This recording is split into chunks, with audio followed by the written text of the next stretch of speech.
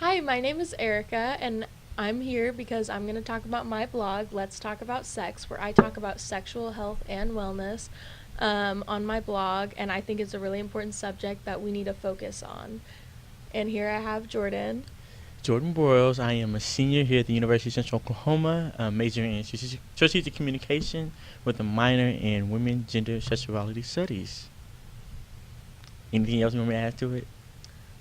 That's really cool. Why did you choose to major in women and gender and sexuality? I think so. I chose Stratcom. That was my first major, and then when I kind of got into it, I wanted to be a lawyer. That was Mm. like my whole thing. But then Yeah. that law school and the LSAT, I said, Yeah. I would pass. And so I'm passionate about social issue, particularly to black issue. Mhm. But then I also became passionate about black men, black women, Mhm. the intersectionality between those two, and so we just so happen to have a great program. And also being within the queer community, that definitely all ties in together. And so Yeah. I think that's why Yeah. went ahead and added that as my minor. So I actually wrote a blog. I wrote a blog on my website about the Me Too movement, but I did realize through all my research that there is a gap really left out Mm-hmm. of the talk we have about the Me Too movement and Time's Up and things like that, Mm-hmm. because it leaves out especially black men and black Mm-hmm. women, and people just don't talk about Yeah. that. Mm-hmm. And I think your research was really cool. Did you want to talk about that? Yes, and I thank you so much for allowing me to be able to speak on this and talking about this because I feel like this is very important. Oftentimes, we don't talk about how the fact that the Me Too movement was started by a black woman, and typically have been overshadowed by the white community, and so then we also don't talk about how men could be included into that community, and particularly black men. That's where my research comes into play, and me being a part of the Me Too movement, me being a survivor of the being sexually assaulted at a younger age, I didn't see how I could fit into the movement. I understand yes, privilege comes into play as me being a male, but I also feel that it's important for me to share my story, and so that's one of the reasons why I did the research is to provide a space for black men to share their stories and how they've been affected and how it affected their masculinity as we continue to move forward within our life. Yeah. What do you think the main reason that they are left out of the conversation? People just don't talk about that. Because it was a woman-led movement. It started out talking about women's issues, talking about sexual assault regarding women in the workplace, which is Mhm. once again I've always said it's important that women continue to keep that Yeah. story going on and continue to keep it forward. But I feel like it gotten so big that it's like you have to continue to include other voices, and so I feel like that was probably one of the main reasons why because we didn't want to be seen as taking away women's voices Yeah. by overshadowing and saying, "Hey, what about me?" Whereas this is your movement. And so I've always said that men can be included in the conversation, but make sure that you're bringing alongside other women. And so that's like one of the reasons why I love Terry Crews and how he handled himself within the Me Too movement is that he also brought along women whenever he's talking about his issue. And of Yeah. course, you got the whole issue of masculinity and toxic masculinity, Mhm. and one of the reasons why we don't come out about our stories. Yeah. What do you how do you feel about toxic masculinity being taught to our children? Oh, that's a loaded question.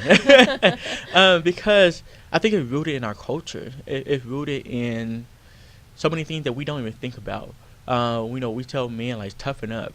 We tell those things with just in a way as a survival tactics, but not in a way that it can hurt men. Mhm. Um, and so it it's something that we have to continue to unpack and continue Yeah. to figure out. Okay, what is masculinity? How can that oppress women? How can it oppress men too? And so, hopefully, I answered that question because it is a complex Yeah, that question. it is a really Mm-hmm. complicated question, but I really think your research is really important. Mm-hmm. Do you think that your research is going to contribute to change? Yes, I feel like you're doing it now Mhm. by talking about it Yeah. because it's such a taboo topic in ways that we don't want to talk about it. And in part of my research in my my literature review, I talk about how within the black culture and also within homes, we're told what happened in the house stays in the house, Yeah. and so that feed into the idea of us not telling our story.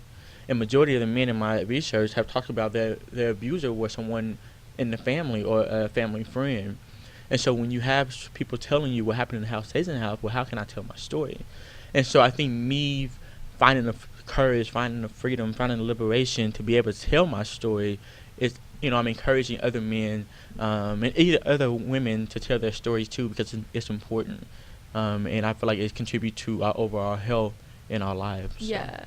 Yeah, that's so important. Like I love that because like in all of my research that was just like that's a topic that's left out hmm of the conversation. And do you have any plans like after graduation to like continue on with this specific subject? I truly really want to focus on, not necessarily I want to get away from this topic because I want to kind of further it. I just don't know how, but I'm really Mhm. passionate about just how black men identify the terminology masculinity, how to identify the terminology gender, race, sexuality, especially queer black men, and also talk. I'm very passionate about black women and black feminism, and Mhm. so kind of unpacking that. And so I'm trying to find a way I can mesh all of those together. So I have Yeah. all these different ideas, Yeah. and so I'm trying to figure out how it all. And so later, probably get me 6 year Dr. Broiles will come back and give a little talk here at UCL about this We'll subject. do So another podcast in yes. 6 years when he's done. mhm. Mhm. Yeah, Yeah. I love your research. I Mhm. think it's so important because the like that topic it began with like wait, we are also leaving black women out of Right. this because they were left out first, but then you and like other people have opened the question, wait, we're leaving like another gender, specifically black men, Right. like specifically because that is like a problem that they just shouldn't be left out. Mhm.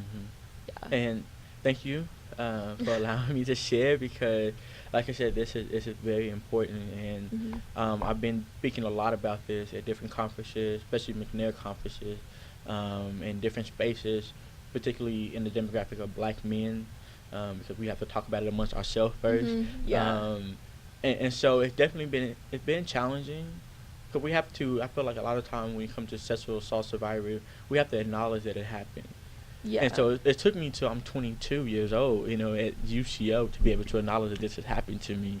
And so I can't expect someone who's 16, 17-year old, or even 9 years old to be able to say this Yeah. happened to me. Mhm. I encourage that they accept it at a younger age to where they can be able to unpack it and deal with it not until they get to college or until they go through too many Yeah. different Mhm. issues with relationship and friendship before they actually talk about it. Mhm. And so hopefully they trickle down to a younger society. But right now, I'm just great to talk about it amongst our peers here at UCL. So Yeah. sorry, Siri. Yeah, thank you all for listening. I Mhm. really suggest that you all check out my blog, Let's Talk About Sex, because there is a lot of conversation left out about sexual education, sexual health in men and women, and I think it's a really important topic that you all should read about in his research, especially for when he becomes famous, and my blog.